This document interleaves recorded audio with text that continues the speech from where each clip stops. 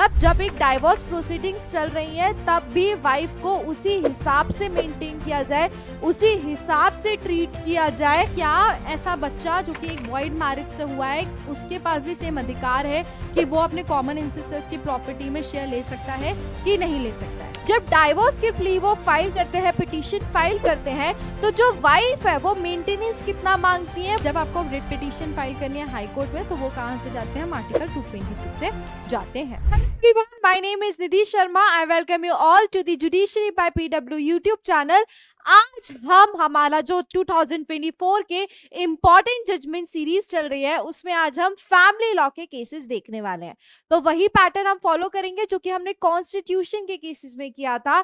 बस ये है कि जो फैमिली लॉ के 2024 के इम्पोर्टेंट जजमेंट है वो कॉन्स्टिट्यूशन से थोड़े कम है, लेकिन जजमेंट्स जो मैं लेकर आई हूँ वो आपके बहुत इंपॉर्टेंट है। ये मत बोलना कि मैम आपने इतने सारे जजमेंट्स क्यों नहीं कवर किए। मैंने वही जजमेंट कवर किए हैं जो आपके एग्जाम पर्सपेक्टिव से क्या हो सकते हैं, इंपॉर्टेंट हो सकते हैं। ठीक है, तो हम वही पैटर्न करेंगे फॉलो। क्या कि मैं यहाँ पर आपको एक एक जजमेंट बताऊंगी, उस जजमेंट में क्या क्या डिस्कस करेंगे, उस जजमेंट का टाइटल डिस्कस करेंगे, उस जजमेंट का नेम डिस्कस करेंगे, साइटेशन डिस्कस करेंगे, कौन सी बेंच बैठी, कौन से जजेस बैठे वो डिस्कस करेंगे, और उसी के साथ साथ जो फोरम है वो डिस्कस करेंगे। आज के सेशन में मैंने सारे केसेस जो हैं वो सिर्फ और सिर्फ सुप्रीम कोर्ट के रखे हैं। मैंने जो फैमिली लॉ के जो जजमेंट्स लेके आई हूँ क्योंकि वो सिर्फ 2024 में सुप्रीम कोर्ट के मुझे बहुत इंपॉर्टेंट लगे आपके एग्जाम के पर्सपेक्टिव से।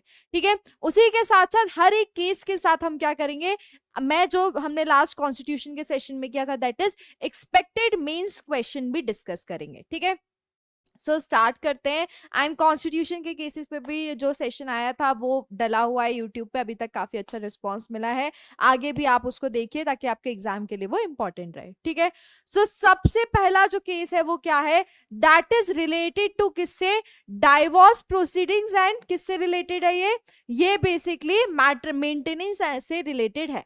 ठीक है, divorce, during divorce proceedings wife entitled to enjoy same life amenities she was enjoying in matrimonial home, supreme court ने क्या बोला है कि डाइवोर्स प्रोसीडिंग्स के टाइम पर भी, मतलब जब एक डाइवोर्स प्रोसीडिंग्स चल रही है तब भी वाइफ को उसी हिसाब से मेंटेन किया जाए, उसी हिसाब से ट्रीट किया जाए जैसे वो एमिनिटीज अपनी जब शादी में थी तब इंजॉय कर रही थी। मतलब जब वो शादी थी उसकी एग्जिस्टिंग में, जब दोनों अलग नहीं हुए थे हस्बैंड एंड वाइफ, तो उस टाइम पे जो वाइफ अपने मजे ले रही थी जीवन के और जो उसको मिल रही थी चीजें, एमिनिटीज मिल रही थी, वही चीज ड्यूरिंग डाइवोर्स प्रोसीडिंग्स में मिलना चाहिए। ये चीज सुप्रीम कोर्ट ने इस केस में बोली। केस नेम है डॉक्टर राजीव, हाँ, doctor Rajeev Varghese versus Rose Chakramanakil Francis. Citation है 2024 सुप्रीम कोर्ट 902। बेंच बैठी है justice Vikram Nath and justice Prasanna B Varale की। एंड फोरम कहाँ का है, सुप्रीम कोर्ट का मैटर है। क्या मेन इशू रहा इस केस में, जो मेन इशू था वो ये था, is the wife entitled to the same standard of living during the divorce proceedings as she enjoyed during the marriage? क्या अभी भी वाइफ को उतना ही अधिकार है कि उसको वही लाइफ एंजॉय करे, वही एमिनिटीज मिले जो उसको मैरिज के टाइम पे मिल रही थी? ये मेन इशू था इस केस में। ठीक है, सो क्या हुआ था, क्या फैक्ट्स थे वो देखते हैं। So the appellant wife and respondent husband, मतलब क्या, पहले हम ड्रॉ कर लेते कौन कौन थे यहाँ पर वाइफ एंड हस्बैंड। ठीक है, सो इस केस में कौन है अपेलेंट, इस केस में जो अपेलेंट है वो, और हस्बैंड कौन है, रिस्पोंडेंट। ठीक है, married on September 15 2008 as per Christian custom. अब क्या हुआ था, इनकी जो शादी है वो कब हुई थी, इनकी शादी हुई थी 2008 में। ठीक है, 2008 में क्या हुई थी, इनकी मैरिज हुई थी। और वो मैरिज किस बेसिस पे हुई थी बेटा, क्रिश्चियन कस्टम्स के हिसाब से वो मैरिज हुई थी। The husband had a son from a previous marriage and there were no children from the current marriage. अब क्या होता है, ये जो हस्बैंड है ये इनकी सेकेंड मैरिज होती है। ठीक है, तो हस्बैंड के पहली वाली मैरिज से हस्बैंड को क्या होता है, एक बेटा होता है। बट ये जो मैरिज है इससे इन लोगों को कोई भी चिल्ड्रन नहीं होता है। The husband filed for divorce in 2019, citing incompatibility and cruelty. During divorce proceedings, the appellant wife sought interim maintenance of rupees 2,50,000 per month. अब क्या होता है, जो हस्बैंड है वो क्या करते हैं, डाइवोर्स के लिए प्ली फाइल करते हैं। कब? 2019 में। जब डाइवोर्स की प्ली वो फाइल करते हैं, पिटीशन फाइल करते हैं, तो जो वाइफ है वो मेंटेनेंस कितना मांगती है, वो मेंटेनेंस मांगती है 2.5 लाख रुपए पर महीने। ठीक है। She claimed the husband's significant income from medical practice, property rentals and business ventures. और जो वाइफ ने 2.5 लाख रुपए पर मंथ मांगे थे, वो किस बेसिस में मांगे थे? क्योंकि उनने ये बोला कि हस्बैंड की इनकम इतनी अच्छी है कि वो 2.5 लाख रुपए मेंटेनेंस वाइफ को प्रोवाइड कर सकते हैं। वाइफ ने ये बोला कि उनकी जो मेडिकल है प्रैक्टिस, उससे प्रॉपर्टी रेंटल से उनको इतना अमाउंट आता है कि वो 2.5 लाख क्या कर सकते हैं, अफोर्ड कर सकते हैं।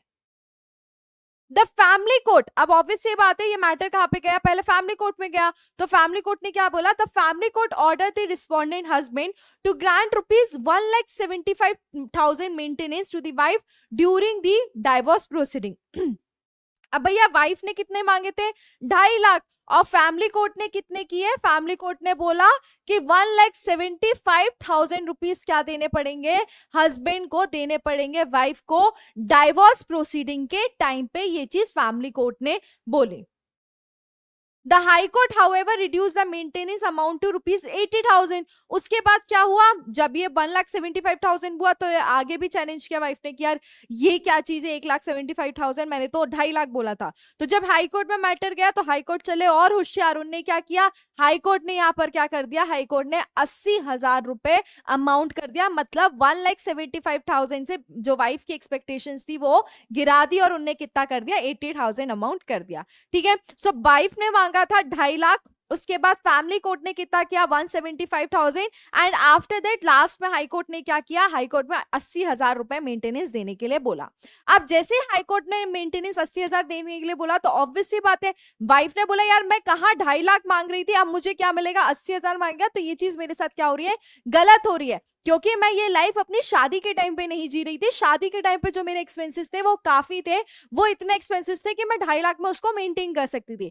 अगर 80,000 मुझे ग्रांट किया जाएगा तो that will not be good thing, that will not be fair treatment for me. और इसी बेसिस पे उन्होंने क्या किया, सुप्रीम कोर्ट में अप्रोच किया। तो जब ये वाइफ सुप्रीम कोर्ट गई तो सुप्रीम कोर्ट ने क्या बोला, while awarding rupees 175 lakh as monthly interim maintenance to a wife during the divorce proceeding, the Supreme Court observed that wife is entitled to the same standard of living during the divorce proceedings as what she enjoyed during the marriage. Supreme Court ने क्या किया, supreme Court ने family court वाले order को ही बोला। Supreme Court ने बोला कि जो 1,75,000 है वो सफिशिएंट है, लेकिन 80,000 सही नहीं है। और सुप्रीम कोर्ट ने ये भी बोला कि जो वाइफ अपनी मैरिज के टाइम पे जिस हिसाब से लाइफ जी रही थी, उसी हिसाब से क्या, उसी हिसाब से उनको अभी सारी चीजें मिले, उसी हिसाब से उनको अभी मेंटेन किया जाए। और कोर्ट ने क्लियरली बोला कि हस्बैंड को 1,75,000 रुपीज पर मंथ मेंटेनेंस देनी पड़ेगी। The bench also noted that the wife was not working as she had sacrificed her employment after the marriage. और बेंच ने ये भी ऑब्जर्व किया कि जो वाइफ थी वो एक वर्किंग वुमेन नहीं थी, उनने अपनी जॉब छोड़ दी थी शादी के बाद। It restored the family court's order to the husband to grant rupees 1,75,000। और सुप्रीम कोर्ट ने क्या किया, जब फैमिली कोर्ट ने ऑर्डर दिया था 1,75,000 का, उस ऑर्डर को क्या कर दिया, रिस्टोर कर दिया और क्लियरली बोला कि हस्बैंड को यहाँ पे 1,75,000 देने पड़ेंगे। और शुद्ध शब्दों में बोला कि जैसा वो अपने मैरिज के टाइम पे रहती थी, जिस हिसाब से वो अपने मैरिज के टाइम पे अपने आप को मेंटेन कर रही थी, वैसे ही वो क्या करेंगे, डाइवोर्स प्रोसीडिंग्स में अपने आप को मेंटेन करेंगे। Setting aside the High Court decision, the court observed that the High Court had not fully considered evidence about the husband's income and property holdings। और उसी के साथ सुप्रीम कोर्ट ने क्या बोला कि ये जो हाई कोर्ट ने 80,000 रुपए का मेंटेनेंस दिया था वो उनने सही नहीं दिया। हाई कोर्ट ने ये कंसिडर नहीं किया कि हस्बैंड की इनकम क्या है, किस तरीके से वो प्रोवाइड कर सकते हैं, ये भी कंसिडर नहीं किया। और उसी बेसिस पे जो हाई कोर्ट ने 80,000 वाला ऑर्डर दिया था, सुप्रीम कोर्ट ने क्या कर दिया, सेट असाइड कर दिया।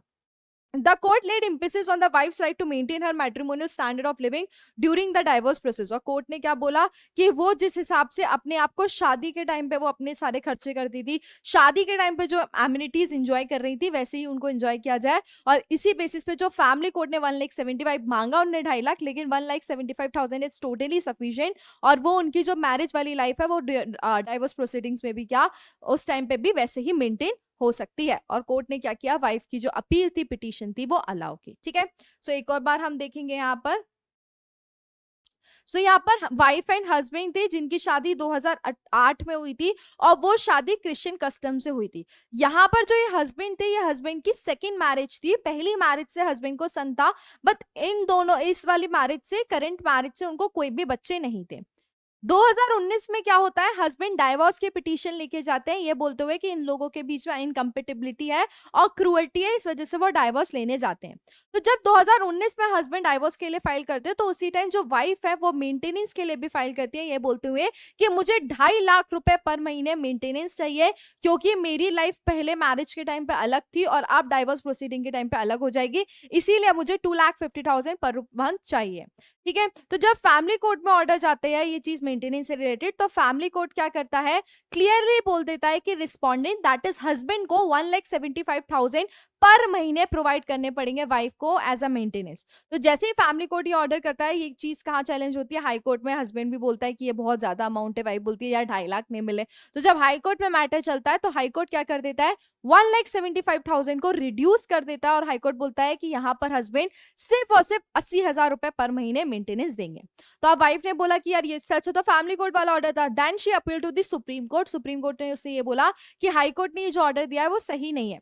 तो जब सुप्रीम कोर्ट में मैटर गया तो सुप्रीम कोर्ट ने क्लियरली बोला कि जो लाइफ वाइफ अपनी मैरिज के टाइम पे, ड्यूरिंग द मैरिज के टाइम पे एंजॉय कर रही थी, एमिनिटीज एंजॉय कर रही थी, वही चीज उसको डाइवोर्स प्रोसीडिंग के टाइम पे भी मिलना चाहिए। और क्लियर शब्दों में सुप्रीम कोर्ट ने क्या बोला, क्लियर शब्दों में सुप्रीम कोर्ट ने बोला कि यहाँ पर जो फैमिली कोर्ट ने ऑर्डर दिया था 1,75,000 वाला, वही होगा अप्लाई। और उसी बेसिस पे कोर्ट ने क्या बोला कि 1,75,000 पर महीने हस्बैंड को क्या देना पड़ेगा, मेंटेनेंस देना पड़ेगा। और उसी बेसिस पे सुप्रीम कोर्ट ने क्या किया, जो प्ली थी, जो वाइफ की पिटीशन थी, वो क्या करी, अलाउ करी। ठीक है, चलो कौन से इंपॉर्टेंट प्रोविजन डिस्कस हुआ है इस केस में। सो यहाँ पे डिस्कस हुआ है सेक्शन 125 सीआरपीसी का, जो कि बात करता है मेंटेनेंस से related, deals with the maintenance किस किस की, वाइफ्स की, चिल्ड्रन की एंड पेरेंट्स की। It states that if someone with sufficient means refuses, मतलब कि मान लो किसी तरीके से मना कर दिया दूसरे पर्सन ने कि वो मेंटेनेंस प्रोवाइड नहीं करेगा, तो इन दैट केस मजिस्ट्रेट क्या कर सकता है, ऑर्डर कर सकता है कि भैया आपको मेंटेनेंस प्रोवाइड करना पड़ेगा। ठीक है, तो सेक्शन 125 सीआरपीसी इस केस में डिस्कस हुआ है। उसी के साथ साथ जो हम एक्सपेक्टेड मींस क्वेश्चन कर सकते हैं कि क्या मींस में आपसे इससे रिलेटेड पूछा जा सकता है इस केस के बेसिस पे, इस प्रोविजन से रिलेटेड, वो मैं आपको बताती हूँ। ठीक है, शेर इंपॉर्टेंट क्वेश्चन का वेट कर रहा है, तो शेर को मैं बता देती हूँ कि कौन सा हो सकता है इससे। Explain the concept of maintenance under section 125 of the CrPC and the provision of the Hindu marriage act 1955। क्या कि यहाँ पर उनने एक क्वेश्चन जो मैंने इसमें निकाला है वो ये है कि वो ये बोलेंगे आपको कि आपको मेंटेनेंस का कॉन्सेप्ट बताना है। अब आप उसमें क्या करोगे, 125 सीआरपीसी के हिसाब से भी बताओगे और जो हिंदू लॉ में है वो भी बताओगे और जो मुस्लिम लॉ है वो भी आपको क्या करना पड़ेगा। नहीं, यहाँ पे सॉरी, यहाँ पे हिंदू मैरिज का पूछा है तो सिर्फ आप हिंदू मैरिज मतलब हिंदू मैरिज एक्ट के प्रोविजन बताओगे मेंटेनेंस से रिलेटेड एंड सेक्शन 125 सीआरपीसी से रिलेटेड बताओगे। लेकिन यहाँ पे से पूछा जाता है explain the concept of maintenance under various laws. ठीक है, तो आपको सीआरपीसी भी बताना पड़ता, 125 आपको हिंदू लॉ का भी बताना पड़ता एंड जो मुस्लिम रिजोल्यूशन वाला जो एक्ट है उसमें जो दिया है उसके हिसाब से भी आपको बताना पड़ता। ठीक है, तो इस केस से, इस प्रोविजन से हम ये क्वेश्चन एक्सपेक्ट कर सकते हैं, इस टाइप का क्वेश्चन एक्सपेक्ट कर सकते हैं। ओके, चलो let's come to next case, जो कि क्या है, जो कि है आपका किससे रिलेटेड, वो है स्त्री धन से रिलेटेड। क्या बोला है इस केस में, absolute owner, women absolute owner of stridhan, father can not seek its recovery from in laws without her authorisation. Supreme Court ने बोला है कि जो स्त्री धन होता है, जो कि लड़की को शादी के टाइम पे दिया जाता है उनकी फैमिली की तरफ से, तो वो स्त्री धन के पूरी तरीके से जो ओनर है, एब्सोल्यूट ओनर है, वो कौन है, वुमेन ही है। एक वुमेन का फादर बिना वुमेन के ऑथराइजेशन इन लॉज से क्लेम नहीं कर सकता है, ये चीज सुप्रीम कोर्ट ने बोली है। केस नेम है Mulakkala Malleswara Rao and another versus state of Telangana and another. Bench बैठी है justice J K Maheshwari and justice Sanjay Karol की। एंड फोरम कहाँ का है? सुप्रीम कोर्ट का मैटर है। क्या मेन इशू रहा इस केस में? मेन इशू था whether stridhan is the exclusive property of the women or not. क्या कि जो स्त्रीधन शादी के टाइम पे दिया जाता है लड़की को, क्या वो स्त्रीधन एक्सक्लूसिव प्रॉपर्टी होती है वुमेन की, लड़की की, कि नहीं, ये मेन इशू था इस केस में। सो बेसिकली यहाँ पर क्या हुआ था, क्या फैक्ट्स थे? The complainant filed the complaint against his daughter's former in laws accusing them of withholding her stridhan which included 40 kasola gold and other articles given at the time of her marriage in 1999। तो यहाँ पर क्या था, एक daughter थी जिनकी शादी हुई थी 1999 में। इनके जो फादर थे, इनने क्या किया, डॉटर के इन लॉज के अगेंस्ट कंप्लेन फाइल कर दी, ये बोलते हुए कि जो उनके इन लॉज हैं वो क्या करे हैं, इन लॉज उनका जो स्त्रीधन है वो रखे हुए हैं और उसमें क्या है, 40 कसोला गोल्ड है, जिसमें और भी सारे उसके साथ साथ और भी सारे आर्टिकल्स है जो शादी के टाइम पे दिए गए थे, वो स्त्रीधन कौन रखे हैं, इनके इन लॉज रखे हैं। ऐसी कंप्लेंट किसने की? डॉटर के फादर ने। The daughter had divorced her husband in 2016 and remarried in the US in 2018।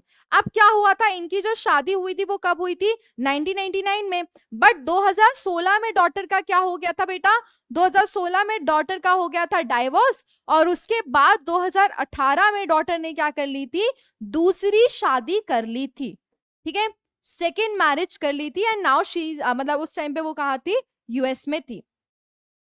Despite the passage of time and the settlement of all marital issues through a separation agreement and at the time of divorce, the father filed the FIR in January 21 alleging that in-laws had not returned the stridhan।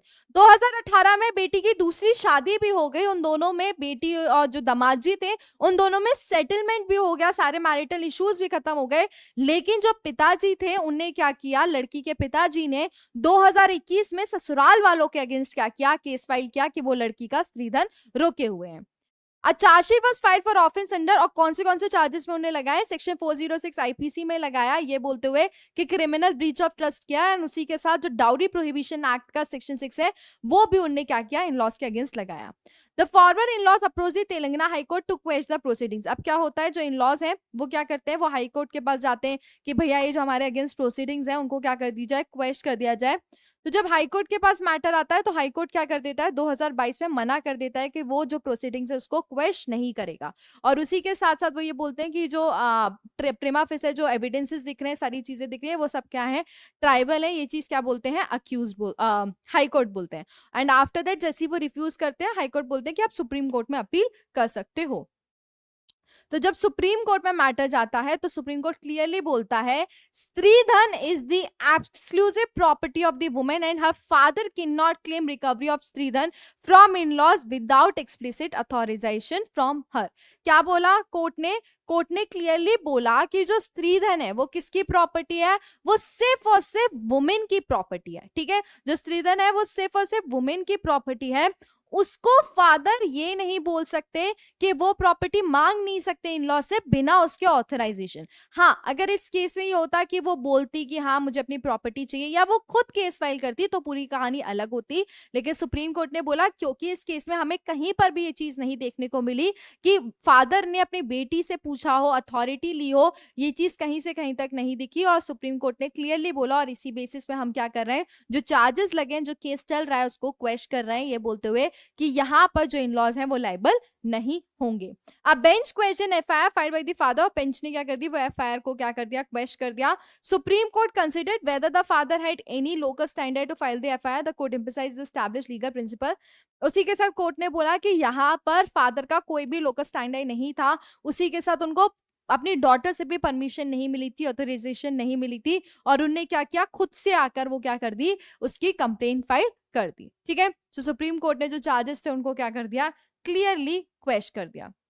Supreme Court ने बोला कि जो FIR है वो क्या, वो कहीं से कहीं तक क्रिमिनल ब्रीच ऑफ ट्रस्ट जो सेक्शन 406 में फाइल किया गया है उसका क्राइटेरिया जो है वो फॉलो नहीं कर रही। उसी के साथ साथ कोर्ट ने ये भी बोला कि ऐसा कोई भी एविडेंस नहीं है जो ये कंप्लेनेंट बताए कि जो स्त्रीधन है वो क्या था, अपेलेंट का था, मतलब अपेलेंट जो फैमिली मेंबर्स हैं, जो इन लॉज हैं, उनने उसको गलत तरीके से यूज किया हो, मिस एप्रोप्रिएट किया हो, ये भी किसी एविडेंस में नहीं पता चला। और उसी बेसिस पे कोर्ट ने बोला कि जो एफआईआर है वो क्लियरली क्या हुई है, एक डिले के बाद फाइल हुई है। भाई इतने साल पहले शादी हुई, 2016 में डाइवोर्स भी हो गया, उसके बाद 2018 में दूसरी शादी भी हो गई, फिर जाके तुम 3 साल बाद 4 साल बाद 2021 में केस फाइल कर रहे हो। तो कोर्ट ने क्लियरली बोला कि जो एफआईआर है वो भी क्या हुई है, एक सिग्निफिकेंट डिले के बाद फाइल हुई है, that is not justified and reasonable. और उसी बेसिस पे कोर्ट ने बोला कि उस डिले का भी क्या कोई भी एक एक्सप्लेनेशन नहीं है, और इसी बेसिस पे कोर्ट ने जो इन लॉज के अगेंस्ट चार्जेस लगे थे वो क्या कर दिए, क्वेश कर दिए, सेट असाइड कर दिया। ठीक है, एक और बात देखेंगे, यहाँ पर एक डॉटर थी, ठीक है, जिनकी शादी कब हुई थी, 1999 में हुई थी। ठीक है, शादी 1999 में हुई। उसके बाद क्या होता है, उसके बाद 2016 में ये जो डॉटर है वो क्या कर लेती है, डाइवोर्स ले लेती है, और उसी के साथ साथ अपनी दूसरी शादी कर लेती है और यूएस चली जाती है। लेकिन 2021 में एक नई चीज खुलती है। 2016 में जब डाइवोर्स हो गया तो इतने दिन बाद भी क्या हुआ था, सारी चीजें उन लोगों के बीच में जो इनके पुराने हस्बैंड थे, फर्स्ट हस्बैंड थे, उनके बीच में और इनके बीच में, डॉटर के बीच में, वाइफ के बीच में क्या होता है, सारे इश्यूज, मैटेरियल मैरिटल इश्यूज जो होते हैं सब खत्म हो जाता है। अब इन लोगों के बीच में कोई भी दिक्कत नहीं थी और ये अपनी सेकंड मैरिज में हैप्पी थी। 2021 में क्या होता है, जो ये जो डॉटर के जो पिताजी होते हैं वो क्या करते हैं, डॉटर के जो एक्स हस्बैंड होते हैं उनकी फैमिली पे चार्जेस लगाते हैं, कंप्लेन फाइल करते हैं। वो कंप्लेन फाइल करते हैं क्रिमिनल ब्रीच ऑफ ट्रस्ट की, आईपीसी की, एंड उसी के साथ साथ डाउरी प्रोहिबिशन एक्ट में सेक्शन 6 में वो क्या करते हैं, कंप्लेन फाइल करते हैं। उसके बाद क्या होते हैं, ये कंप्लेंट फाइल होने के बाद वो ये बोलते हैं कि इनने क्या किया है, इनके इन लॉज ने, मतलब डॉटर के इन लॉज ने, जो एक्स इन लॉज थे, उनने क्या किया है, जो स्त्रीधन दिया था शादी के टाइम वो स्त्रीधन उनने अपने पास रख लिया है, और उसी के साथ साथ जो आर्टिकल्स दिए थे स्त्रीधन में वो भी इन लोगों ने क्या कर लिया है, रख लिए हैं। और इसमें उनने कहीं से कहीं तक ये चीज ना डॉटर से कंफर्म की थी, ना डॉटर से पूछा, कुछ भी डॉटर की अथॉरिटी नहीं थी। उसके बाद वो जो फैमिली मेंबर्स हैं, जो इन लॉज हैं, वो क्या करते हैं, जाते हैं आगे कोर्ट के पास कि जो उनके अगेंस्ट चार्जेस लगे हैं उनको क्वेश कर दे। तो जब वो हाई कोर्ट के पास जाते हैं तो हाई कोर्ट क्लियरली मना कर देता है कि वो चार्जेस को क्वेश नहीं करेगा। हाई कोर्ट क्लियरली बोल देता है कि यहाँ पे प्रिमा फेसे हमें दिख रहा है कि कुछ गड़बड़ है। उसके बाद जैसे ही हाई कोर्ट क्वेश करने के लिए मना कर देता है, उसके बाद जो फैमिली मेंबर्स हैं, जो इन लॉज हैं, वो क्या करते हैं, सुप्रीम कोर्ट में दरख्वास्त करते हैं। तो जब सुप्रीम कोर्ट में मैटर जाता है तो सुप्रीम कोर्ट क्लियरली बोलता है कि ऐसे केसेस जहां पे दिख ही नहीं रहा है, जहां पे ये चीज एविडेंट ही नहीं है कि वहां पर लड़की ने कोई अथॉरिटी दी हो फादर को केस फाइल करने के लिए, तो उस केस में क्लियरली फादर नहीं कर सकते। कोर्ट ने बोला कि जो स्त्रीधन है वो पूरी तरीके से एक महिला का, एक वुमेन का एब्सोल्यूट एक्सक्लूसिव राइट है, उसमें से वुमेन ही कर सकती है। और अगर उसमें क्या, उसके बिना ऑथराइजेशन आपने कोई केस किया है तो वो दैट विल नॉट इंटरटेन। और कोर्ट ने बोला यहाँ पे फादर का कोई भी लोकस स्टैंडर्ड नहीं था केस फाइल करने का। उसी बेसिस पे कोर्ट ने बोला कि जो सेक्शन 406 आईपीसी का भी लगा है वो भी यहाँ पे प्रूफ नहीं हो रहा है कि इन लॉज ने कोई भी किसी भी तरीके से और गोल्ड को या कोई आर्टिकल को क्या किया हो, मिस अप्रोप्रिएट किया हो। और उसी बेसिस पे कोर्ट ने क्या किया, जो चार्जेस लगे थे, जो कंप्लेंट फाइल की थी लॉस इन लॉस के अगेंस्ट, वो सुप्रीम कोर्ट ने क्या कर दिया, वो हटा दिया। और क्लियरली बोला कि जो स्त्रीधन है वो क्या है, एक्सक्लूसिव प्रॉपर्टी, एक्सक्लूसिव ओनरशिप किसकी है, डॉटर की है। कौन सा इंपॉर्टेंट प्रोविजन डिस्कस हुआ है इसमें, इसमें डिस्कस हुआ है सेक्शन 6, किसका, डाउरी प्रोहिबिशन एक्ट का सेक्शन 6 डिस्कस हुआ है, जो कि बोलता है states that any person who receives dowry other than the women from whom it was intended must transfer it to the women within 3 months. क्या बोलता है कि अगर किसी पर्सन ने वुमेन के अलावा किसी दूसरे पर्सन ने रिसीव की है तो उसको क्या करना पड़ेगा, रिटर्न करना पड़ेगा डाउरी 3 मंथ्स में। उसी के साथ साथ ये सेक्शन ये भी बोलता है कि जो पर्सन रिसीव कर रहा है डाउरी वो क्या होना चाहिए, वुमेन के ट्रांसफर में होना चाहिए, जब तक मतलब अगर उसने वुमेन ने ट्रांसफर किया है तो वो ट्रस्ट के बेसिस पे ही किया हो, बिना ट्रस्ट के नहीं किया हो। दूसरा इंपॉर्टेंट प्रोविजन डिस्कस हुआ है इसमें सेक्शन 406 आईपीसी का, जो कि बात करता है क्रिमिनल ब्रीच ऑफ ट्रस्ट से, ठीक है। और यहाँ पर जो पनिशमेंट दी गई है उसमें क्या दी गई है कि उस क्रिमिनल ब्रीच ऑफ ट्रस्ट के लिए अगर कोई पर्सन लायबल होगा तो उसको इम्प्रिजनमेंट भी मिल सकता है, उसको फाइन भी मिल सकता है और उसको दोनों भी मिल सकते हैं। तो कौन से इंपॉर्टेंट प्रोविजन डिस्कस हुए हैं इसमें? सेक्शन 6 डाउरी प्रोहिबिशन एक्ट का डिस्कस हुआ है and section 406 of IPC discuss हुआ है। आफ्टर दैट एक और इंपॉर्टेंट सेक्शन इसमें डिस्कस हुआ है, that is section 14 of Hindu succession act, जो कि बोलता है कि पूरी प्रॉपर्टी जो कि हिंदू वुमेन है के पास है, हिंदू वुमेन ओन्ड करती है, उस प्रॉपर्टी पे किसी का अधिकार नहीं होता, सिर्फ और सिर्फ वुमेन का ही एब्सोल्यूट राइट होता है। उसी के साथ साथ जब बात करते हैं कि उसका एब्सोल्यूट राइट होता है प्रॉपर्टी में, तो वो प्रॉपर्टी इंक्लूड करती है चाहे वो मूवेबल प्रॉपर्टी हो, चाहे वो एक इमूवेबल प्रॉपर्टी हो, ठीक है। तो यहाँ पर सेक्शन 14 हिंदू सक्सेशन एक्ट का भी डिस्कस हुआ है और क्लियरली सुप्रीम कोर्ट ने बोल दिया कि जो स्त्री धन है वो वुमेन का क्या है, एब्सोल्यूट राइट है, उस पर उसकी एक्सक्लूसिव प्रॉपर्टी है, बिना उसके ऑथराइजेशन का उसको कोई भी हाथ नहीं लगा सकते हैं, उसके रिलेटेड कोई भी केस फाइल नहीं कर सकते हैं, ठीक है। क्या हम क्वेश्चन एक्सपेक्ट कर सकते हैं मेंस में इस केस से रिलेटेड, इस प्रोविजन से related? Explain the provision of section 6 of the dowry prohibition act and its role in preventing dowry related offences. क्या पूछा गया है यहाँ पे कि यहाँ पर आपको बताना है कि डाउरी प्रोहिबिशन एक्ट का जो सेक्शन 6 है उससे रिलेटेड आपको चीजें बतानी है, आप उसमें केस लॉज भी कर सकते हैं, उसको किस तरीके से हिंदू मैरिज एक्ट से रिलेट करना है वो भी आप बता सकते हैं। उसी के साथ साथ इसमें क्या बताना है कि किस तरीके से वो डाउरी रिलेटेड जो केस है उनको प्रिवेंट करता है, ये चीज आपको बतानी है, ठीक है। तो ये क्वेश्चन हम एक्सपेक्ट कर सकते हैं आपके मेंस एग्जामिनेशन में। Let's come to next case जो कि है हमारा थर्ड केस, ठीक है। और ये केस भी हमारा किसका है? ये केस भी हमारा क्लियरली सुप्रीम कोर्ट का जजमेंट है, क्योंकि मैंने बोला ही था कि हम सिर्फ सुप्रीम कोर्ट के जजमेंट करेंगे कवर, ठीक है। So this case is basically related to the guardianship. यहां पर क्या बोला है? Elder sister has no legal right to exercise guardianship over younger sister unless there is a court order Supreme Court. Supreme Court ने बोला है कि जो हमारी बड़ी बहन है, जो दीदी होती हैं, वो उनके पास कोई भी किसी भी तरीके का अधिकार नहीं है कि उनको गार्जियनशिप मिले छोटी बहन की, जब तक कोर्ट ऑर्डर नहीं कर रहा। सुप्रीम कोर्ट ने क्लियरली इस केस में बोला है, ठीक है। So this case is basically related to guardianship. Guardianship किससे रिलेटेड? एक यंगर बहन की, और वो गार्जियनशिप कौन लेना चाह रही थी? बड़ी बहन लेना चाह रही थी, तो उसी से रिलेटेड ये केस है। केस नेम है Rita Dwivedi versus the state of Himachal Pradesh and others. Citation है 2024 सुप्रीम कोर्ट 121। बेंच बैठी है justice Aniruddha Bose and justice Sanjay Kumar की, एंड फोरम कहाँ का है? सुप्रीम कोर्ट का मैटर है। क्या मेन इशू रहा है यहाँ पे? Does the elder sister have the legal right to exercise guardianship over the younger sister or not? ठीक है, क्या एक बड़ी बहन को अधिकार है कि अपनी छोटी बहन पे वो गार्जियनशिप एक्सरसाइज कर सकती है कि नहीं? ये मेन इशू था सुप्रीम कोर्ट के सामने।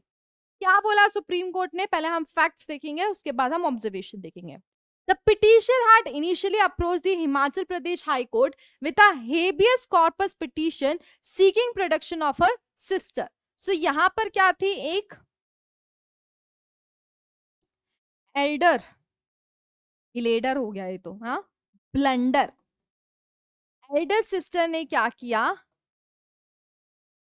She approached to the Himachal Pradesh high court. Himachal Pradesh वालों एग्जाम में लिख देना ये आंसर, ठीक है। Judgement Himachal Pradesh high court में क्या किया? हेबियस कॉर्पस की पिटीशन फाइल की।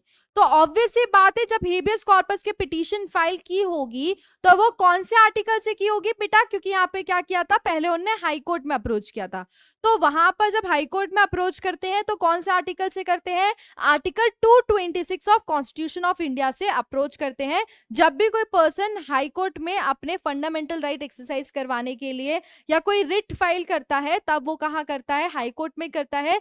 कौन से आर्टिकल से करता है? आर्टिकल 226 से, ठीक है। तो यहाँ पर बड़ी बहन ने हिमाचल प्रदेश हाई कोर्ट में एक हेबियस कॉर्पस पिटीशन फाइल की। वो हेबियस कॉर्पस पिटीशन फाइल करते हुए उन्होंने ये बोला कि उनकी छोटी बहन को वो क्या चाहती हैं? प्रोड्यूस करना चाहती हैं, अपने पास चाहती हैं, ठीक है। Her complaint was that respondent number 4, who was also her sister along with her husband, had illegally detained respondent number 9 and were going to take her to Canada. उनका ये कहना था एल्डर सिस्टर का कि मैं इसलिए हेबियस कॉर्पस पिटीशन फाइल कर रही हूँ कि जो मेरी दूसरी सिस्टर है, सिस्टर 2, ठीक है, दूसरी जो सिस्टर है उसने क्या किया है, मेरी यंगर बहन को क्या कर लिया है, यंगर बहन को क्या कर लिया है, इलीगली डिटेन कर लिया है और उसी को क्या, उसको कनाडा लेकर जा रही है, ठीक है। The high court issued notice in the same although only to state authorities. High court ने क्या किया, जैसे वो पिटीशन आई तो हाई कोर्ट ने नोटिस इशू किया, किसको, स्टेट अथॉरिटीज को। When a status report was filed, it came for that R9 had executed an affidavit duly authorized by the notary public to the effect that she was voluntarily residing with R4 and her husband. जैसे ही क्या होता है, high court ने notice दिया तो उसके बाद ये पता चलता है, जब अथॉरिटीज पूरा चेक करती है, ये पता चलता है कि जो यंगर सिस्टर है उनने एक एफिडेविट भी अच्छे से साइन किया है पूरा नोटरी वगैरह के साथ, जिसमें उनने क्लियरली बोला है कि वो अपनी इच्छा अनुसार वो वॉलेंट्रीली जो है वो अपने दूसरी बहन के और उनके हस्बैंड के साथ रह रही है, एंड उसी के साथ साथ वो वॉलेंट्री अपनी इच्छा के अनुसार वो कनाडा जा रही है। ये चीज उन्होंने अपने एफिडेविट में बताई।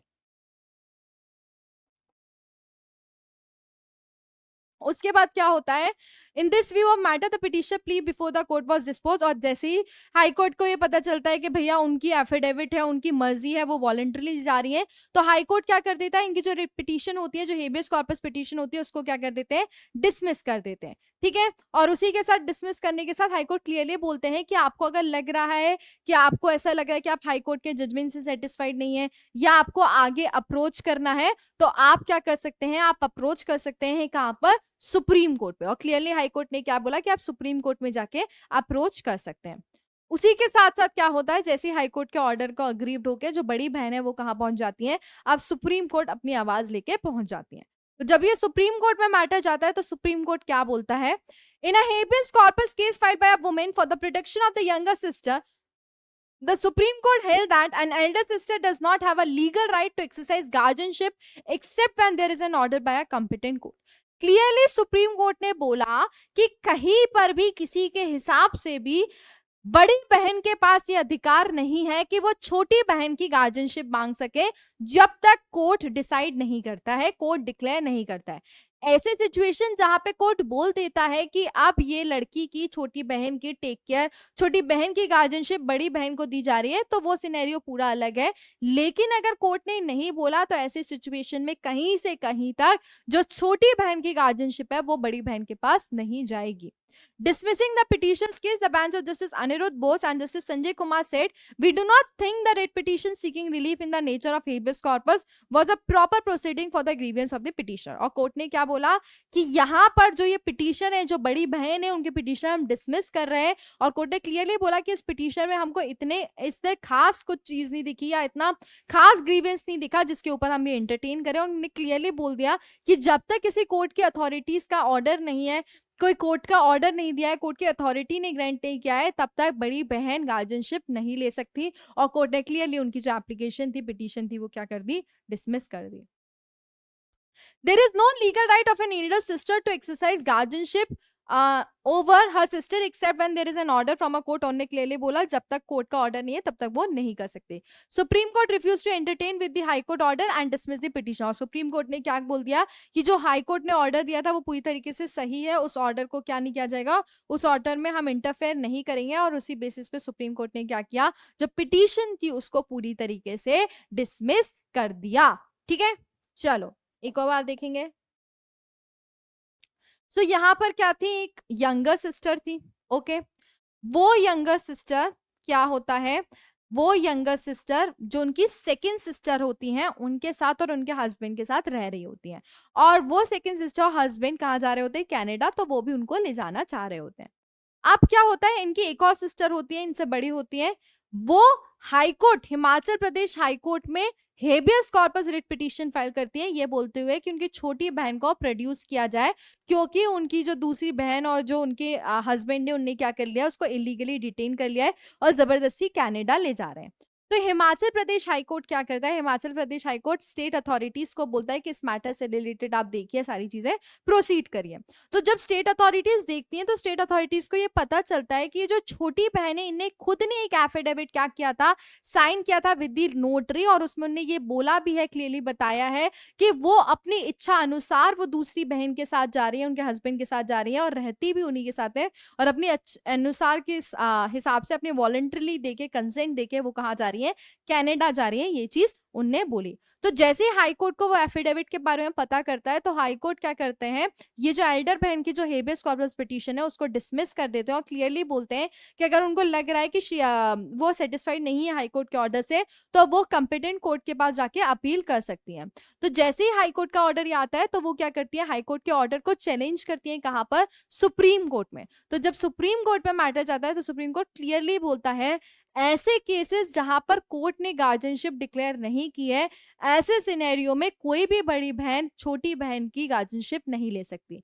अगर ऐसी सिचुएशन है जहां पर कोर्ट ने अथॉरिटी दे दिया कि बड़ी बहन ही टेक केयर करेगी, बड़ी बहन के पास ही गार्जियनशिप रहेगी, तो वो सिचुएशन पूरी अलग रहेगी, क्योंकि इस केस में कहीं पर भी किसी भी कोर्ट ने ऑर्डर नहीं किया था कि एल्डर सिस्टर को ही छोटी बहन का ध्यान रखना पड़ेगा, गार्जियनशिप देनी पड़ेगी, ये चीज नहीं बोली थी, इसीलिए उनको गार्जियनशिप नहीं मिलेगी। और कोर्ट ने क्लियरली जो इनकी पिटीशन थी वो क्या कर दी, डिसमिस कर दी, और उन्होंने मना कर दिया कि वो हाईकोर्ट के ऑर्डर से भी इंटरफेयर नहीं करेंगे। कोर्ट ने बोला क्लियरली कि हाईकोर्ट ने जो आपकी पिटीशन डिस्पोज की थी वो सही की थी, क्योंकि वहां पे हमें पता चल गया वो लड़की वॉलंटरली गई है, और उसी बेसिस पे कोर्ट ने क्या बोला, कोर्ट ने क्लियरली बोला कि आपको गार्जियनशिप नहीं दी जा सकती, और उनने सेट असाइड कर दी, इनकी पिटीशन भी डिसमिस कर दी। ठीक है, सो ये हुआ इस केस में गार्जियनशिप से related.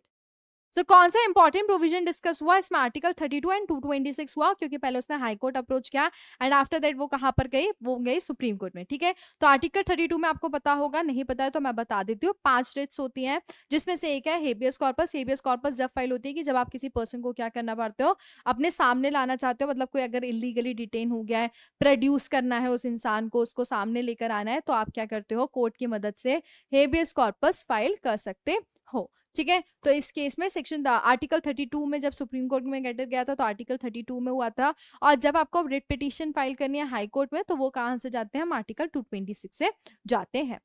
Guarantees the right to move the Supreme Court for the enforcement of fundamental rights. It also gives the Supreme Court the power to issue orders, directions और writ to enforce this right. और Supreme Court के पास क्या power है कि वो क्या कर सकते हैं, ऑर्डर्स, डायरेक्शन और रिट्स इन्फोर्स करने के लिए इशू कर सकते हैं।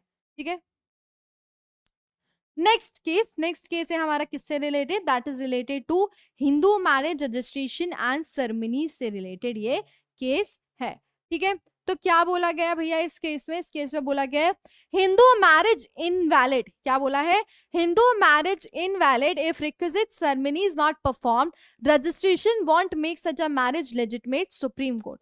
सुप्रीम कोर्ट ने बोला है कि अगर एक हिंदू शादी में सेरेमनीज परफॉर्म नहीं हुई है तो वो शादी लेजिटिमेट नहीं हो सकती, भले ही उसका रजिस्ट्रेशन करा दिया गया हो, देन भी उस कंडीशन में भी वो शादी को लेजिटिमेट वैलिड शादी कंसिडर नहीं करेंगे। ठीक है, केस नेम है डॉली रानी वर्सेस मनीष कुमार चंचल, साइटेशन है 2024 सुप्रीम कोर्ट 334, बेंच बैठी है जस्टिस बीवी Nagarathna and justice Augustine George मसई की, एंड फोरम कहाँ का है, सुप्रीम कोर्ट का जजमेंट है। क्या मेन इशू रहा है यहाँ पर मेन इशू ये था कि क्या एक हिंदू मैरिज हो वैलिड होने के लिए रिक्विजिट सेरेमनीज का परफॉर्म होना जरूरी है कि नहीं, कि सिर्फ रजिस्ट्रेशन से काम चल सकता है, ये मेन इशू था इस केस में। तो जब ये मैटर गया कहां पर, ये मैटर गया सुप्रीम कोर्ट में। तो सबसे पहले हम इसके फैक्ट्स देखते हैं। A petition filed by a wife seeking transfer of divorce proceeding against her. So basically यहाँ पे क्या हो रहा था, एक केस चल रहा था जिसमें जो वाइफ थी,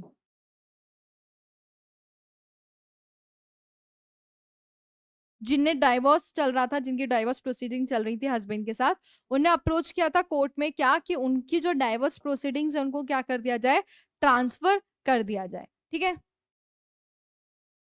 during the pendency of the case, the husband and wife agreed to file a joint application for a declaration that their marriage was not valid. अब क्या होता है जब ये प्रोसीडिंग्स चल रही होती हैं तो वहां पर जो हस्बैंड एंड वाइफ है वो क्या करते हैं, जॉइंट एप्लीकेशन फाइल करते हैं, ये बोलते हुए कि उनकी दोनों की शादी जो है वो किसी भी तरीके से वैलिड नहीं है।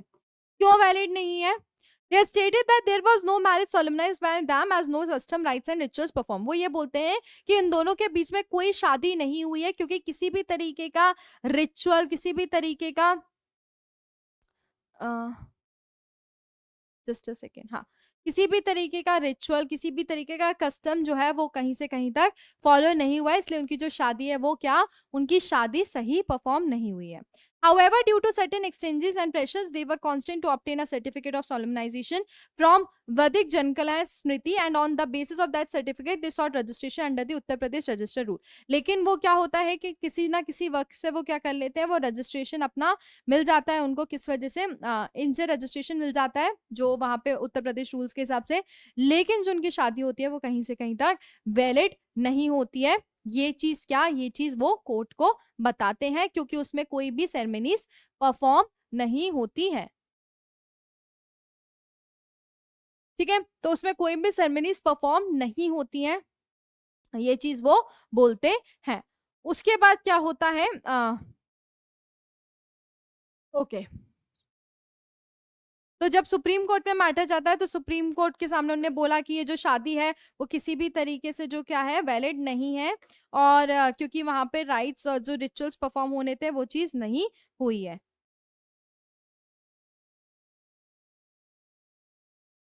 ठीक है, तो ये चीज क्या, ये चीज क्लियरली वो बोलते हैं. तो जब ये मैटर सुप्रीम कोर्ट में जाता है तो सुप्रीम कोर्ट क्या बोलता है, सुप्रीम कोर्ट क्लियरली बोलता है, clarify that the legal recruitments and requirements and sensitives of Hindu marriage under the Hindu marriage Act. Clearly court बोलता है कि भैया हिंदू मैरिज एक्ट में जो शादी होनी है उसमें क्लियरली जो रिक्वायरमेंट्स है वो फुलफिल होने चाहिए. उसी के साथ सुप्रीम कोर्ट बोलता है, the court emphasise that for a Hindu marriage to be valid it must be performed with the appropriate rites and ceremonies such as saptapadi, 7 steps around the sacred fire, if included, and proof of this ceremonies is essential in case of dispute. Clearly supreme court बोलते हैं कि जब भी हम Hindu marriage की बात करते हैं तो हमने हिंदू मैरिज एक्ट में क्लियरली देखा है कि जब तक एक राइट्स, एक रिचुअल्स, एक सेरेमनीज परफॉर्म नहीं होंगी तब तक वो हिंदू मैरिज वैलिड नहीं होगी. The main agenda, the main requirement of Hindu marriage is saptapadi, क्योंकि इस केस में सप्तपदी परफॉर्म ही नहीं हुई है तो फिर वो मैरिज कहीं से कहीं तक लेजिटिमेट नहीं होगी, कोर्ट ने क्लियरली बोला. The court stated that while registration of a Hindu marriage under the Section 8 of Hindu Marriage Act facilitates proof of the marriage, it does not confer legitimacy if the marriage was not solemnized according to Section 7. और court ने बोला कि हमने ये चीज मानी कि section 8 Hindu marriage act में बोला है कि शादी को रजिस्टर कराना पड़ेगा, लेकिन सेक्शन 8 हिंदू मैरिज एक्ट में कहीं से कहीं तक ये नहीं बोला है कि अगर एक कपल ने कोई भी शादी की है, वो कपल ने शादी बिना रिचुअल, बिना सेरेमनी, सेक्शन 7 को फॉलो किए बिना हुई है, तो उस शादी को वैलिड कंसीडर किया जाए. ये चीज कहीं से कहीं तक सेक्शन 8 में नहीं बोली, और उसी बेसिस पे कोर्ट ने बोला कि ये जो शादी है ये वैलिड नहीं है. The court after noting that no marriage was solemnised declared that there was no valid marriage. और कोर्ट ने क्या बोला कि जब वो शादी ही वैलिड मैरिज नहीं है तो इन दोनों के बीच में कोई भी शादी नहीं होगी. और ऑब्वियस सी बात है, जब उन्हें शादी का ही मना कर दिया, वैलिड मैरिज का ही बोल दिया, मना कर दिया, तो इसका मतलब क्या, वो डाइवोर्स प्रोसीडिंग्स उनके अलाउ हो गए और डाइवोर्स इनको ग्रांट करने के लिए बोला गया. ठीक है, मतलब शादी खत्म हो गई, जब मैरिज ही नहीं है तो डाइवोर्स कहां से होगा. Okay, so clearly Supreme Court ने इस केस में बोला क्या कि अगर कोई शादी हिंदू मैरिज एक्ट में, हिंदू शादी जो हुई है हिंदू मैरिज एक्ट में, उसमें रिचुअल्स परफॉर्म नहीं हुए हैं, उसमें सेरेमनीज परफॉर्म नहीं हुए हैं, तो वो शादी भले आप रजिस्टर करा दो सेक्शन 8 के हिसाब से, लेकिन वो शादी को लेजिटिमेट शादी, वैलिड शादी कंसिडर नहीं किया जाएगा. ये चीज सुप्रीम कोर्ट ने क्लियरली इस केस में बोली. ठीक है, सो यहाँ पे वाइफ एंड हस्बैंड थे. क्या होता है, वाइफ एक प्ली फाइल करती है, जो प्रोसीडिंग्स हैं डाइवोर्स के वो ट्रांसफर कराने के लिए. उसी के साथ साथ जो हस्बैंड एंड वाइफ है वो जॉइंट एप्लीकेशन फाइल कर देते हैं डाइवोर्स का, ये बोलते हुए कि इन लोग की जो शादी वो किसी भी तरीके से वैलिड नहीं है, क्योंकि जो शादी हुई है वो शादी कोई भी रिचुअल और सेरेमनीज से नहीं हुई है हिंदू मैरिज एक्ट के हिसाब से, सेक्शन 7 के हिसाब से. तो जब ये चीज बोलते हैं, और वो ये बोलते हैं कि उनने सिर्फ रजिस्टर कराई थी, क्योंकि उनसे किसी ने बोला था कि रजिस्टर करा लो, तो रजिस्टर कराई थी, तो रजिस्टर कराने के बाद भी वो शादी वो बताते हैं कि वो इनवैलिड है. तो जब ये मैटर सुप्रीम कोर्ट में जाता है तो सुप्रीम कोर्ट क्लियरली बोलता है कि ऐसी शादी जो कि क्या बिना रिचुअल, बिना सेरेमनीज के हुई है, बिना सेक्शन 7 को फॉलो करके हुई है, वो शादी क्या होगी, वो शादी पूरी तरीके से इनवैलिड होगी। चाहे उसमें आपने फिर रजिस्ट्रेशन करा लिया और सेक्शन 8 के हिसाब से, वो रजिस्ट्रेशन भी वैलिड कंसिडर नहीं किया जाएगा, वो शादी को ही लेजिटमेट कंसिडर नहीं किया जाएगा। और कोर्ट ने क्लियरली बोला कि जो शादी है वो वैलिड मैरिज नहीं थी, और उसी बेसिस पे कोर्ट ने क्या कर दिया, वो शादी को डिसॉल्व कर दिया। कौन से इंपॉर्टेंट प्रोविजन डिस्कस हुए हैं, इसमें डिस्कस हुआ है सेक्शन 7 हिंदू मैरिज एक्ट का, जो कि बात करता है ceremonies that can be perform for a Hindu marriage. जो शादी में सेरेमनीज होती है हिंदू मैरिज में, वो इसमें बताया गया है। उसमें क्लियरली बताया है कि हिंदू मैरिज तभी वैलिड होगी जब वो क्या होगी, सारे कस्टमरी राइट्स एंड सेरेमनीज जो सेक्शन 7 में दिए हैं उसको फॉलो करेगी, तभी वो हिंदू मैरिज में शादी क्या होगी, उसको वैलिड कंसिडर किया जाएगा। ठीक है, तो सेक्शन 7 इस केस में डिस्कस हुआ। उसी के साथ साथ सेक्शन 8 भी डिस्कस हुआ, जो कि बात करता है रजिस्ट्रेशन से related. Deals with the registration of Hindu marriage. It allows the state government to make rules for registering marriage and to make the registration of marriages compulsory in certain circumstances. क्या कि section 8 में क्या है कि state के पास power होती है कि वो क्या कर सकते हैं, वो मैरिज को रजिस्टर करा सकते हैं, और उसी के साथ साथ उन मैरिजेस का जो रजिस्ट्रेशन है वो कंपलसरी कर सकते हैं सर्टेन सर्कमस्टांसेस में। ठीक है, तो सेक्शन 8 में रजिस्ट्रेशन होता है, और सेक्शन 7 में क्या बोला है कि सेरेमनी रिचुअल्स जो है वो उसके हिसाब से फॉलो होने चाहिए, दैट इज सेक्शन 7 के हिसाब से। ठीक है, ये चीज कोर्ट ने क्लियरली बोली है। ओके ओके, ठीक है, तो ये चीज कोर्ट ने क्या बोली है, क्लियरली इस केस में बोली है।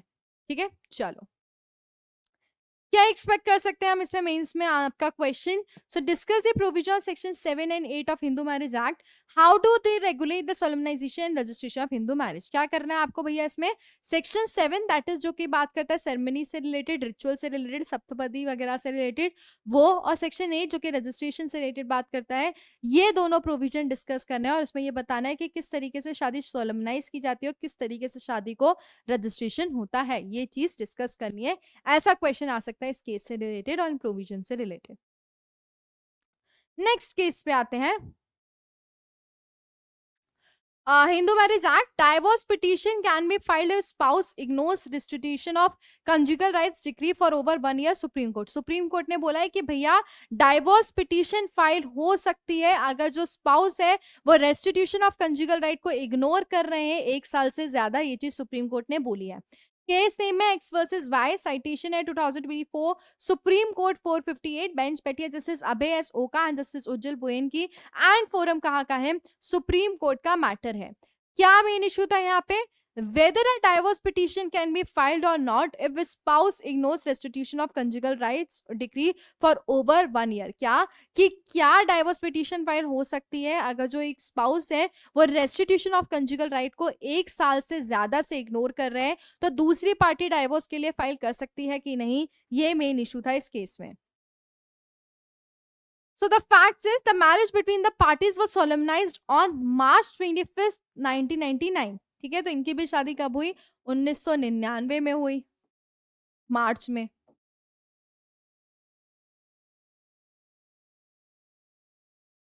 ठीक है, Following a matrimonial discord, the man filed for the restitution of conjugal rights on December 17, 2008। अब क्या होता है, इन लोगों में आपसी में नहीं बन रही होती है, बहुत दिक्कत आने लगती है, तो जो मैन होते हैं वो क्या करते हैं, वो restitution that is section 9 restitution of conjugal rights के लिए फाइल करते हैं। और वो कब करते हैं, 2008 में फाइल करते हैं।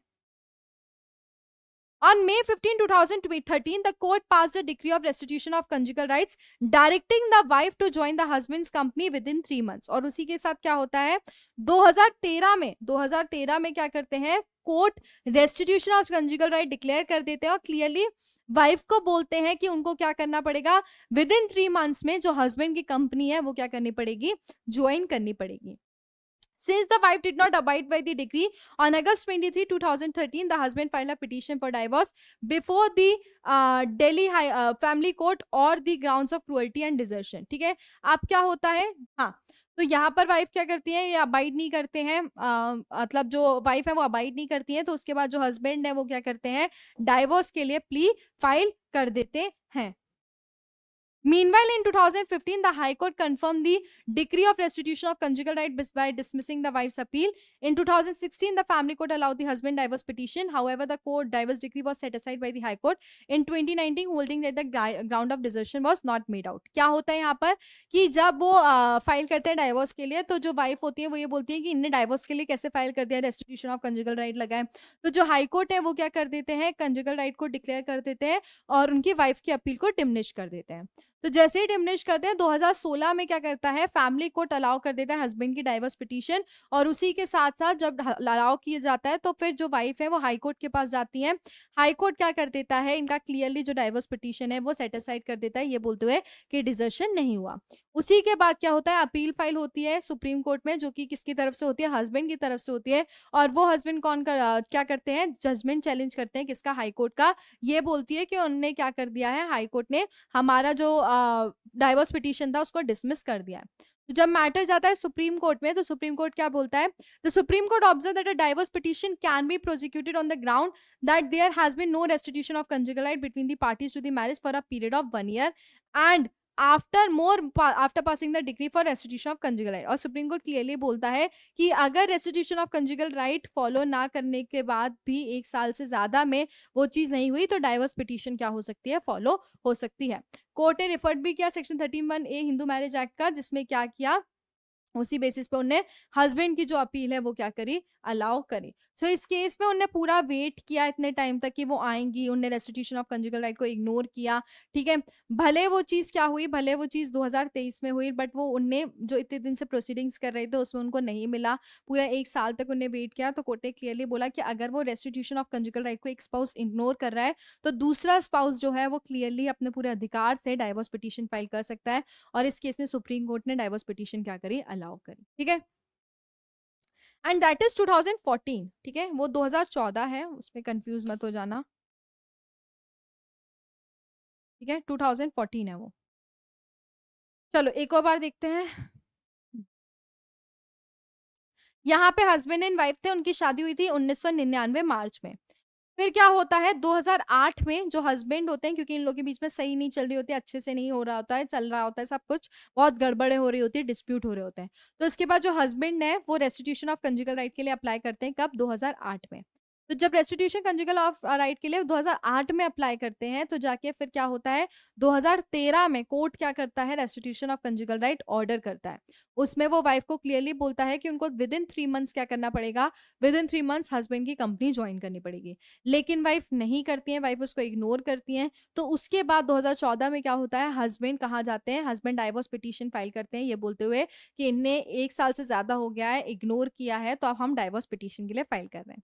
तो उसके बाद वो हस्बैंड कहाँ जाते हैं, हस्बैंड जब जैसे डाइवोर्स पिटीशन के लिए फाइल करते हैं, तो वो डाइवोर्स पिटीशन को चैलेंज करती हैं जो वाइफ है, वो लोअर कोर्ट में, ये बोलते हुए कि ये अभी रेस्टिट्यूशन ऑफ कंजुगल राइट चल रहा है, तो ये नहीं कर सकते हैं। तो लोअर कोर्ट क्या कर देता है, वाइफ के फेवर में जजमेंट दे देता है। उसके बाद वो हस्बैंड क्या करते हैं, हाई कोर्ट के पास जाते हैं। तो हाई कोर्ट क्या कर देता है, हाई कोर्ट क्लियरली बोल देता है कि यहाँ पर जो ये डाइवोर्स पिटीशन है वो क्या, डाइवोर्स पिटीशन इंटरटेन नहीं की जाएगी, और मना कर देता है, ये बोलते हुए कि डिजर्शन नहीं हुआ था। उसके बाद ये मैटर कहाँ जाता है, हस्बैंड सुप्रीम कोर्ट में लेके जाते हैं। तो सुप्रीम कोर्ट क्लियरली बोलते हैं कि अगर रेस्टिट्यूशन ऑफ कंजुगल राइट को किसी स्पाउस ने इग्नोर किया है 1 साल से ज्यादा, तो जो दूसरा स्पाउस है वो क्लियरली क्या कर सकता है, क्लियरली डाइवोर्स के लिए फाइल कर सकता है। ये चीज कोर्ट ने बोली, और कोर्ट ने हस्बैंड की जो अपील थी वो क्या करी, अलाउ करी।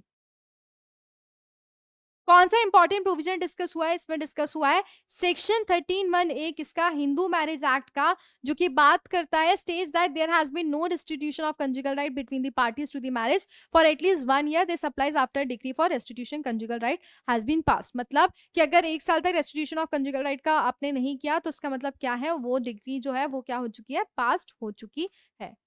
दूसरा सेक्शन जो डिस्कस हुआ है दैट इज सेक्शन 9, जो कि बात करता है रेस्टिट्यूशन ऑफ कंजुगल राइट से हिंदू मैरिज एक्ट का। It says that if either spouse withdraws from the other without a reasonable reason, the aggrieved party can apply to the district court for restitution. क्या ये बोलता है कि अगर किसी एक पार्टी ने क्या कर दिया, उसको निकाला दे दिया है, तो दूसरा पार्टी क्या कर सकता है, रेस्टिट्यूशन ऑफ कंजुगल राइट के लिए अप्लाई कर सकता है।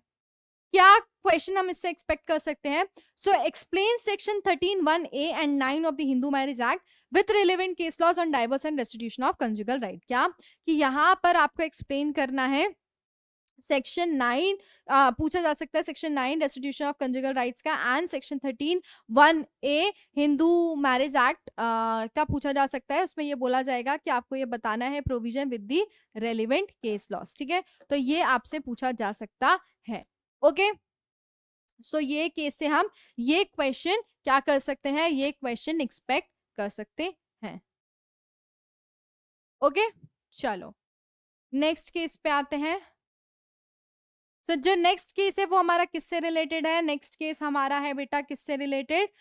वॉइड मैरिज के जो चिल्ड्रन है उसकी क्या लेजिटमेसी रहेगी, उसको क्या किस तरीके से ट्रीट किया जाएगा, ठीक है। So children from void marriage can't be denied share in their parents property. Supreme Court ने बोला है कि जो बच्चा वॉइड मैरिज से हुआ है उसको प्रॉपर्टी में शेयर देने से मना नहीं किया जा सकता, ये चीज सुप्रीम कोर्ट ने बोली है।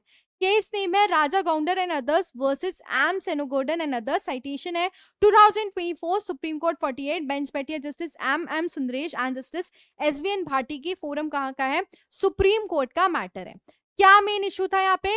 whether children born out of void marriages would be entitled to share in the property of a common ancestors as his successor। क्या ऐसा बच्चा जो कि एक void marriage से हुआ है उसके पास भी सेम अधिकार है कि वो अपने common ancestors की प्रॉपर्टी में शेयर ले सकता है कि नहीं ले सकता है। So there is a person Muthuswamy Gounder जो कि जिनकी डेथ हो गई थी, वो क्या थे? एक कॉमन प्रीडिसेस्टर थे इंटरेस्ट में, ठीक है। सो यहाँ पर एमजी कर लेते हैं अपन, एमजी जिनकी क्या हो गई है? डेथ हो गई है। वो क्या है? कॉमन इंसिस्टर सॉरी कॉमन प्रेडिसेसर थे। उनकी 3 मैरिज थी जिसमें से क्या हुआ था? 2 मैरिज जो थी वो डिक्लेयर हो गई थी वॉइड, मतलब एक ही मैरिज लीगल थी। Out of this 3 marriage Gounder has 5 children that is 4 sons and 1 daughter. इन मैरिजेस से क्या थे? उनके 4 बेटे और 1 डॉटर थी। The legitimate son, respondent number 3, born out of valid marriage, filed a suit for partition before the trial court। जो valid marriage से जो सन हुए थे उनने क्या किया? ट्रायल कोर्ट के सामने पिटीशन फाइल की कि उनको प्रॉपर्टी में क्या चाहिए था? पार्टीशन चाहिए था। Moreover the children born out of void marriage were also impleaded as defendant before the trial court. और जो बच्चे वॉइड मैरिज से थे वो क्या थे? रिस्पोंडेंट थे ट्रायल कोर्ट के सामने इस केस में। The trial court decreed the suit for partition in favor of the legitimate child। अब ट्रायल कोर्ट ने क्या किया? ट्रायल कोर्ट ने क्लियरली बोला कि जो मिलेगा पार्टीशन जिसके अधिकार है वो सिर्फ कौन है? वो सिर्फ और सिर्फ जो वैलिड मैरिज से जो बच्चे हुए हैं, जो लेजिटमेट है, उन्हीं को मिलेगा। तो जब ट्रायल कोर्ट ने ये ऑर्डर दिया तो उस ऑर्डर को क्या किया गया? चैलेंज किया गया। कहाँ पर? हाई कोर्ट में। The children from void marriage ने क्या किया? हाई कोर्ट में जाके चैलेंज किया, लेकिन हाई कोर्ट ने क्या कर दी? उनकी अपील क्लियरली मना कर दी, डिसमिस कर दी। It is against the impugned order judgment. और उसी के बाद हाई कोर्ट ने जब डिसमिस करी तो जो वॉइड मैरिज के जो बच्चे थे उन्होंने क्या किया? अप्रोच किया सुप्रीम कोर्ट में। सुप्रीम कोर्ट ने क्या बोला? The Supreme court held that the children born out of void and voidable marriage shall be considered as legitimate children and be treated as an extended family of the common ancestor for the purpose of deciding valid share in the property of the common ancestor। Court ने clearly बोला कि जब common इंसिस्टर की property की बात आ रही है तो उसमें जो वॉइड मैरिज या वॉइडेबल मैरिज से जो बच्चे हुए हैं उनको भी लेजिटिमेट कंसिडर किया जाए, उनको भी एक प्रॉपर पार्ट, उनको भी एक प्रॉपर वैलिड कंसिडर किया जाए जब बात होती है प्रॉपर्टी के शेयर की। पर रिवर्सिंग द फाइंडिंग, और उसी के साथ उन्होंने जो हाई कोर्ट की फाइंडिंग्स थी उनको रिवर्स कर दिया और क्लियरली बोला कि यहाँ पे जो वॉइड मैरिज से जो बच्चे हुए हैं वो भी क्या? उनको भी प्रॉपर्टी में शेयर मिलना चाहिए। और क्लियरली कोर्ट ने बोला कि children out of void marriage पूरी तरीके से इंटाइटल होंगे अगर उनके कॉमन इंसेस्टर से रिलेटेड कोई प्रॉपर्टी है तो उसके शेयर में, ठीक है। तो ये सुप्रीम कोर्ट का जजमेंट रहा। The court noted that children born out of void marriages would be treated as successors in the interest of Muthuswamy. उन्होंने ये बोला कि वो सक्सेसर मुत्तुस्वामी गौंडर थे, उनमें इंटरेस्ट किया जाएगा। और उसी के साथ जो अपील थी कोर्ट ने क्या कर दी? अलाउ कर दी, ठीक है। सो एक और बात देखेंगे, तो there is a person MG जिनकी 3 शादियां हुई थी जिसमें से 2 शादी क्या थी? वॉइड थी, 1 शादी वैलिड थी, ठीक है। और तीनों शादी से 4 लड़के 1 बेटी थी। इनकी क्या हो जाती है? डेथ हो जाती है, फिर प्रॉपर्टी की बात आती है। तो जो वैलिड शादी के जो बच्चा होता है वो क्या करता है? कोर्ट के पास जाता है कि हमें पार्टीशन चाहिए। और दूसरी साइड कौन होते हैं? वॉइड मैरिज वाले बच्चे। तो जो ट्रायल कोर्ट है वो क्या कर देता है? वो पूरी तरीके से वैलिड मैरिज वाले बच्चे के फेवर में दे देता है कि आपके पास ही प्रॉपर्टी का शेयर रहेगा लेजिटमेट के पास। उसके बाद वो लोग चैलेंज करते हैं वॉइड मैरिज वाले बच्चे कहाँ पर, हाई कोर्ट में, हाई कोर्ट उनकी पिटीशन डिसमिस कर देता है। उसके बाद वॉइड मैरिज वाले बच्चे कहाँ पे करते हैं, वो सुप्रीम कोर्ट में अप्रोच करते हैं। तो जब सुप्रीम कोर्ट में अप्रोच करते हैं तो सुप्रीम कोर्ट क्लियरली बोलते हैं कि अगर कोई भी चिल्ड्रन जो वॉइड मैरिज से आए हैं उनके पास पूरी तरीके से अधिकार है, पूरी तरीके से राइट है कि वो प्रॉपर्टी पे शेयर मिल सकता है। और उसी बेसिस पे कोर्ट ने क्या किया, जो एमजी की प्रॉपर्टी पे है उनका दोनों का शेयर है, चाहे वो वैलिड मैरिज के बच्चे हों चाहे वो वॉइड मैरिज के बच्चे हों, और उसी बेसिस पे उन्हें अपील अलाउ की। कौन सा इंपॉर्टेंट प्रोविजन डिस्कस हुआ है इस केस में, इस केस में डिस्कस हुआ है सेक्शन 16 हिंदू मैरिज का, जो कि बात करता है children born from a void marriage are considered legitimate under section 16 HMA।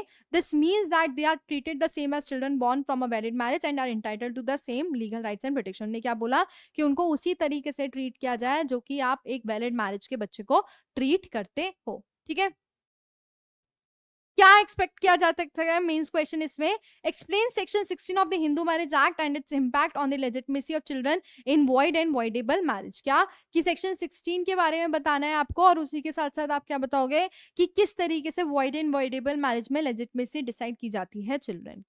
Okay, चलो नेक्स्ट केस आते हैं जो कि है हमारा मोहम्मदन लॉ से related. Partition of property during owner's lifetime impermissible in Mohammedan law. Supreme Court, Supreme Court ने क्या बोला है कि अगर आप ओनर के लाइफ टाइम में पार्टीशन करते हो प्रॉपर्टी का तो वो चीज कहीं से कहीं तक अलाउ नहीं है मोहम्मदन लॉ में। केस नेम है Mansoor Sahib dead and others versus V Salima dead by Elas and others, citation है 2024 Supreme Court 10323, बेंच बैठी है justice CT Ravi Kumar and justice Sanjay Karol की। फोरम कहाँ का है, सुप्रीम कोर्ट का। क्या है मेन इशू यहाँ पे, मेन इशू ये है that is whether the partition of a property via gift deed during an owner's lifetime can be validated under Mohammedan law और नॉट। क्या कि क्या गिफ्ट डीड से जो प्रॉपर्टी दी गई है उसका पार्टीशन हो सकता है जब ओनर की लाइफ टाइम चल रही है उस टाइम पे कि नहीं, ये मेन इशू था। तो यहाँ पे सुल्तान साहिब थे जो कि क्या थे, ओनर थे कुछ प्रॉपर्टीज के, वो क्या हुए थे 1978 में उनकी डेथ हो गई थी। उसी के साथ साथ जो अपेलेंट जो प्लेंटिव है इस केस में डिसेंडेंट सुल्तान साहिब की जो डॉटर्स हैं उनने क्या किया 1/6 शेयर मांगा प्रॉपर्टी में, उसमें ये बोलते हुए कि उनकी रेवेन्यू कोड्स के बारे में बताते हुए। रिस्पोंडेंट जो डिफेंडेंट थे उन्हें ये बोला कि जो सुल्तान साहिब है वो क्या, उनने पार्टीशन किया और ओरली गिफ्ट किया पोर्शन प्रॉपर्टी किसको, अपने बेटों को लाइफ टाइम में, तो इसीलिए वो परमिसिबल है कि उसमें वो पार्टीशन दे सकें। उसके बाद वो जब जाती हैं लड़कियां ट्रायल कोर्ट के पास तो ट्रायल कोर्ट क्या कर देता है, इनका सूट डिसमिस कर देता है ये बोलते हुए कि जब वो लाइफ टाइम में अगर कोई चीज का पार्टीशन हुआ है तो उसमें क्या उसमें पार्टीशन मतलब ओनर की लाइफ टाइम में अगर कोई चीज दी गई है तो उस टाइम पार्टीशन नहीं हो सकता, ये चीज ट्रायल कोर्ट बोलता है। और उसी के साथ साथ फिर जब ये मैटर हाई कोर्ट में जाता है, ट्रायल कोर्ट के चैलेंज किया जाता है, तो ट्रायल कोर्ट हाई कोर्ट भी क्या करता है, क्लियरली उस पर अप्रूव्ड बताता है कि ट्रायल कोर्ट ने सही ऑर्डर दिया कि जब एक ओनरशिप के लाइफ टाइम के टाइम पे अगर प्रॉपर्टी दी गई है तो उस प्रॉपर्टी का पार्टीशन नहीं हो सकता। उसके बाद जो बेटियां हैं जो डॉटर्स हैं वो कहाँ जाती हैं, वो क्लियरली सुप्रीम कोर्ट के पास जाती है। तो जब वो सुप्रीम कोर्ट के पास जाती है तो सुप्रीम कोर्ट क्या बोलता है, the Supreme Court has reiterated that the partition of a property via gifted during an owner's lifetime cannot be validated under Mohammedan law। क्या बोला उनने कि जब एक प्रॉपर्टी जो कि गिफ्ट में दी गई हो वो प्रॉपर्टी अगर ओनर की लाइफ टाइम में दी गई हो तो उस प्रॉपर्टी का किसी भी तरीके से पार्टीशन नहीं हो सकता, ये चीज सुप्रीम कोर्ट ने बोली। Court stated that the concept of partition is not recognised under Mohammedan law, और उसी के साथ कोर्ट ने बोला कि जो कॉन्सेप्ट है पार्टीशन का वो कहीं से कहीं तक रिकॉग्नाइज नहीं है मोहम्मदन लॉ में। ठीक है, सो एक और बात देखेंगे, एक पर्सन थे जिनकी क्या हो गई थी, मुस्लिम पर्सन थे, उनने अपनी लाइफ टाइम में ही जो गिफ्ट डीड थी वो क्या की थी, ट्रांसफर की थी अपने बच्चों को। तो उनकी डेथ हो गई, उसके बाद जो उनकी बेटियां हैं वो 1/6 शेयर मांग रही थी, तो उन्हें ट्रायल कोर्ट में अपील की।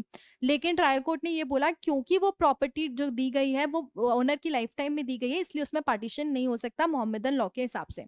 उसके बाद क्या होता है, मैटर हाई कोर्ट में चैलेंज किया जाता है, तो हाई कोर्ट भी ट्रायल कोर्ट के ऑर्डर को अपहेल्ड कर देता है।